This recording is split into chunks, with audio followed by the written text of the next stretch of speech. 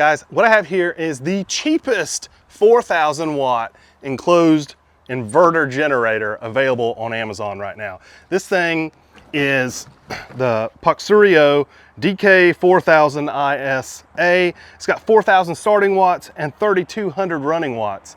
This thing is a freaking bargain. In the watts per dollar department, this was 449 bucks on Amazon. It could be a game changer. There's nothing revolutionary about it except for the price. And I think it's got a little trick up its sleeve that could make this thing just a huge, an even bigger bargain, I should say. All right, I haven't even started this thing. Let's go get some oil in it and some gas, and let's see what it can do, and then I'll go over some of the features of it. Little 10W30, full synthetic. I should have done this before I put the oil in it, but using my highly calibrated, highly scientific, and no doubt extremely accurate scale, let's see how much this weighs.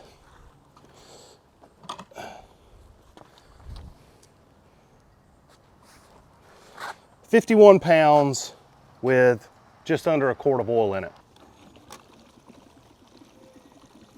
Now, at that price range, you got to remember, it's not going to have stuff like wheels or electric start, but I mean, who cares? Who cares about electric start, really? Wheels might be nice, and they may actually have a model of this that has those. You're going to have to pay more for it, obviously, but kind of what makes this thing so special is the price.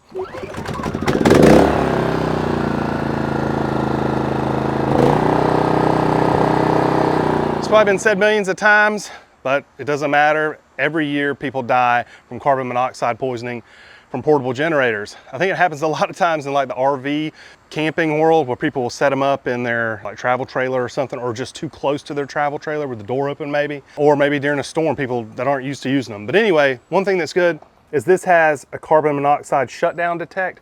So it automatically shuts off when it senses carbon monoxide. So I'm gonna test it out. I'm gonna put it in the back of the truck, and I'm gonna get in the back of the truck, close everything down, and see if this thing shuts off before I take the room temperature challenge.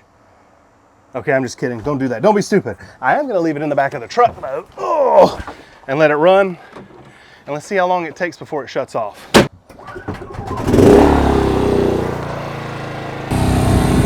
All right, the lid is closed, and I'm just gonna shoot down in there and see when that light pops on and see if this cuts off. I'm having to shoot through the glass on the truck, so there's the light, and there it is. So that didn't take long at all. I'm gonna stand back so that I don't breathe that in, and you can see the light flashing there for the CO2 alert. CO2 alert still going off. All right, I've got this shut to off, or stop as they have here. We've got a 30 amp outlet here, which is great for RVs or campers or whatever. You got your standard 120 volt, 20 amp outlets, two of those. Down here you have the low idle, which actually makes, a pretty decent difference in sound when you have that on, so that's nice. Reset button here, we've got a 5 volt USB, and that includes a USB-C port, which is really nice to have because most things are moving to that now, most electronic devices. We've got our circuit breakers here, 20 amp and 30 amp. And then here, this is kind of what I think could be, I mean, I don't know. Okay, look, it's got, you can set these up in parallel. So if this thing was $400, and let's just say $450, two of these in parallel for less than $1,000 I don't know how much the parallel kit costs, but I'm sure it's not that expensive. So approximately $1,000, and you could have 8,000 watts of inverter generator power, 6,400 running. That's pretty incredible. I mean, this would be the dirt cheapest way to power your home in an emergency, is two of these with a parallel kit. That's kind of a big deal to me. Unfortunately, I don't have a second one, and I don't have a parallel kit. So theoretically though, you know, I'm not gonna buy a second one, but theoretically that could work.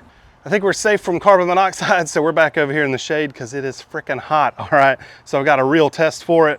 I've got a heat gun, and if you aren't aware, maybe you are, things like heat guns and hair dryers, they pull a lot of power, especially when they're first starting up. That's why they trip breakers in homes a lot. You're probably not gonna be using a heat gun when you are in an emergency situation, but I figured we'll go to the extreme. I'm gonna use one of these electricity monitors to see how much power we're actually pulling.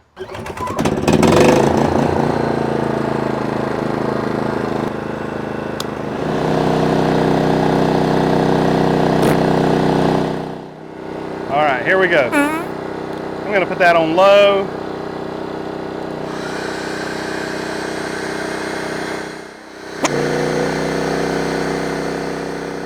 Now, what's the point of testing if you're not gonna torture test? I mean, this is YouTube, okay? Do keep in mind, I'm not a scientist. I'm just doing this for the tube, people, okay? I can only plug one thing into my tester here, or my wattage monitor. So I'm just gonna put this splitter on here, and hopefully that won't affect things too much. But I wanna plug both the heat gun and the blow dryer in at the same time. Let's go high. All right, I'm gonna set that down, and we're gonna plug this in.